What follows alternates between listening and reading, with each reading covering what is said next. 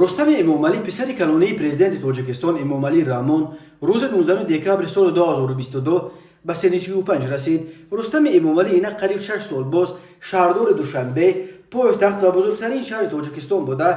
از بهار سال 2020 رئیس مجلس ملی است و به عنوان رهبر پالات بالایی پارلمان طبق قانون اساسی بعد پدرش رهبر دوم جمهوری به شمار می رود. جایگاه رستم امامعلی را در عرش سیاسی تاجیکستان دیر یا زود رسیدنش دیگر تا ناتوان بینانش نادیده گرفتن نمیتوانند و اینکه او را در غیبش شاهزاده یا پرنس نام میبرند هم نشان دهنده مقام و نفوذ به دست آورده او در این عرش است و هم بیانگر امید و خواسته است که یگان روز رستم امامعلی حتما جانشین پدرش در کرسی پرزیدنتی خواهد شد. این نقشه چند سال باز در بین دایره های حاکم از جمله در داخل اویله در دست بررسی قرار دارد، ولی تا کنون علاقه چندین مراتبه یک سلسله عامل‌های داخلی و خارجی باعث به تأخیر افتادن اجرای این نقشه و انتقال کرسی پرزیدنتی از امامعلی رحمان به پسر کلانی شده است.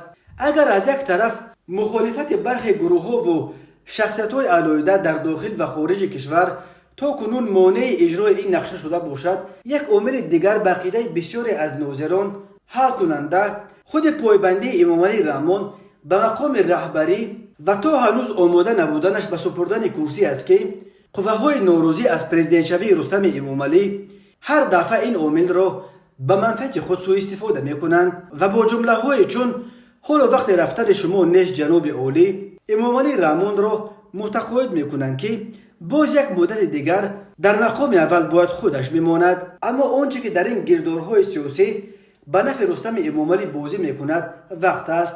طور مشاهده نشان میدهد رستم امامعلی تا کنون پرصبرانه انتظاری را پیشه کرده است تا که خود پدرش نهایت به این تصمیم برسد و کرسی را به وارثش بدهد. تجربه تاریخی نشان میدهد که در موردهای فراوان بی‌طاقتی وارثان باعث پیش از رسیدن به مقام سوختن آنها شده است.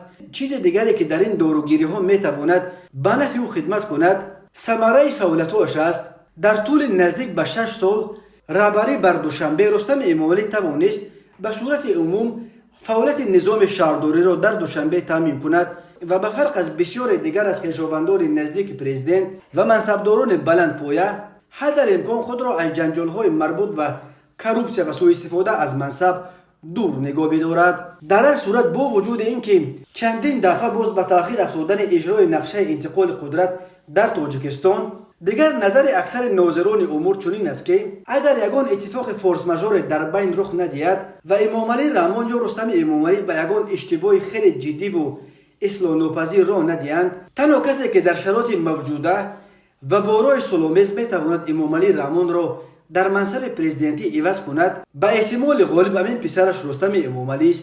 یک همصحبت پایگاه خبری بامداد از دایره‌های حاکم تاجیکستان گفت به فرق از سالهای قبلی که در بین نخبگان سیاسی کشور از جمله حتی در داخل عائله پرزیدنت مخالفان پرزیدنت شوی رستم امامعلی خیلی زیاد بودند، حالا یک اتفاق نظری حداقل ظاهری در این مسئله مهم به دست آمده است و تنها مسئله حیاتی برای اکثر این نخبگان حفظ استاتوس یعنی منصب و نفوذ کنونی خود بعد به پرزیدنتی رسیدن رستم امامعلی است. اما با در نظر داشت صورت تند و تلاطم حادثه ها در جهان امروز یک عاملی که میتواند به ضد این نقشه کار کند بازم همان وقت است. مهم این است که امامعلی رحمان از حد زیاد این مسئله را طول ندهد و هر دفعه با بهانه این یا آن حادثه این کار مهم را به تأخیر ناندازد. هر کار وقت و ساعت خود را دارد. میترسم که با این تأخیرها و به خفا پرتافتنها در نهایت دیر نکنند.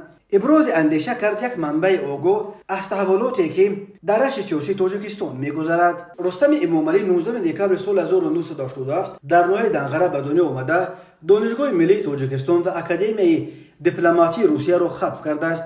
رستم امامعلی سال 2008-2010 باعث رئیس دپارتمنت کمیته سرمایه‌گذاری کار کرده. سال 2010 رهبر ریاست مبارزه با قاچاق خدمات گمرک تعیین شد. رستم امامعلی سال 2011 در سن 23 به مقام معاون رئیس گمرک رسید و سزاوار عنوان گنرال شد. او جوانترین گنرال در شوروی سابق به حساب می رود. رستم امامعلی ماه نوامبر سال 2013 رئیس خدمات گمرک و ماه مارس سال 2015 رهبر اگنتی مبارزه با کروپسیا تعیین شد. 12 ینور سال 2017 به مقام شهردار دوشنبه رسید. ماه اپریل سال 2020 او رئیس مجلس ملی پلات بالای پارلمان تاجیکستان تعیین شد که بعد پرزیدنت دومین مقام از همه بلند در ساختار سیاسی دولتداری تاجیکستان به شمار می رود. رستم امامعلی همچنان از سال 2012 پرزیدنت فدراسیون فوتبال تاجیکستان است. او به فوتبال علاقه خاص داشته. قبلا در خط هجوم دسته استقلال دوشنبه قهرمان کنونی فوتبال تاجیکستان بازی میکرد.